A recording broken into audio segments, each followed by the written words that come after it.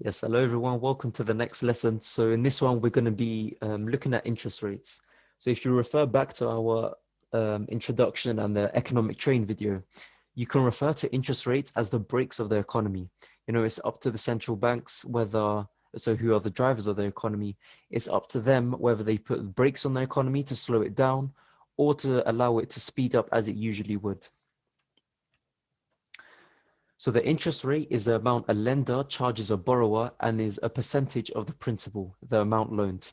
Now, what's the importance of the interest rate? The interest rates are perhaps one of the most important factors in the economy as it heavily influences the movement of money and investments around the internal economy, but also affecting the global economy. So as we know, especially in modern times, the economy is global. It's not just one entity compared to another. You know, there's a lot of trade that happens between them all, and also investment between the different types of economies.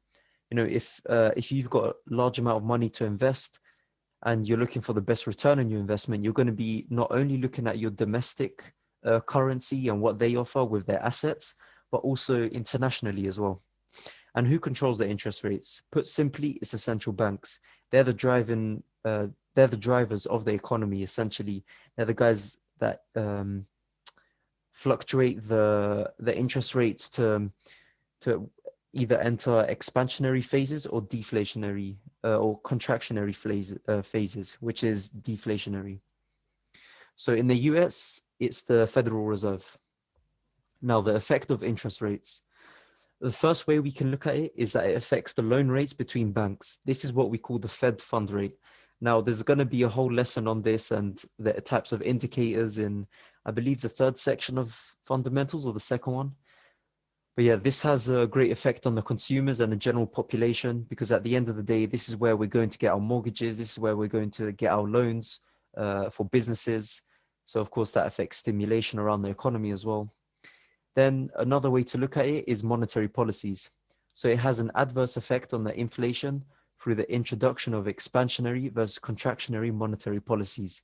It's something that we're going to be breaking down in much more depth.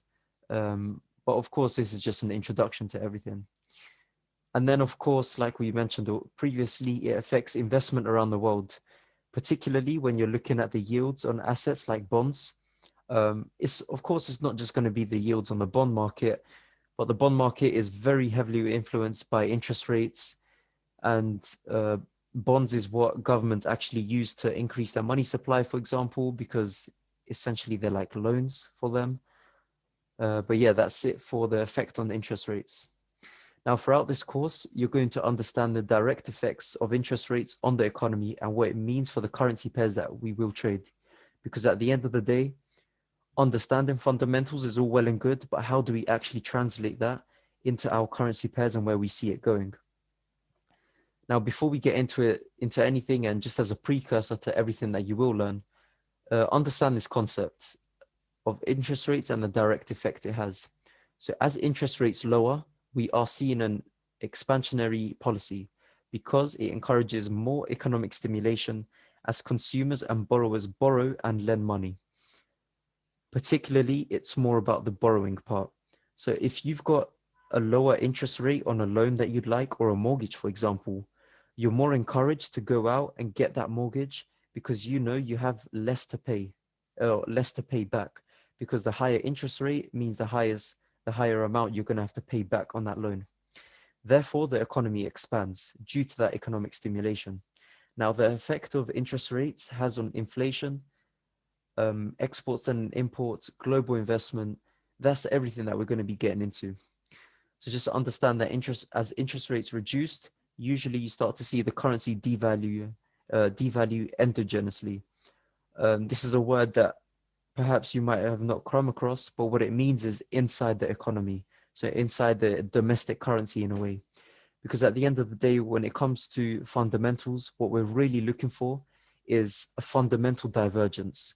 What that means is you compare one economy to the next. If you start to see that DXY, for example, or the US dollar is devaluing, but also GBP is devaluing, you might be confused because you've got to understand, okay, which is which is stronger at the moment, even though they're both devaluing.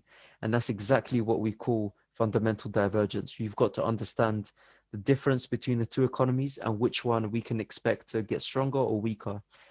There, in fact, that will lead to you understanding where you see GBP USD going, for example. Now, in the same way that we saw the lesson on GDP, you're going to get the exact same table on interest rates.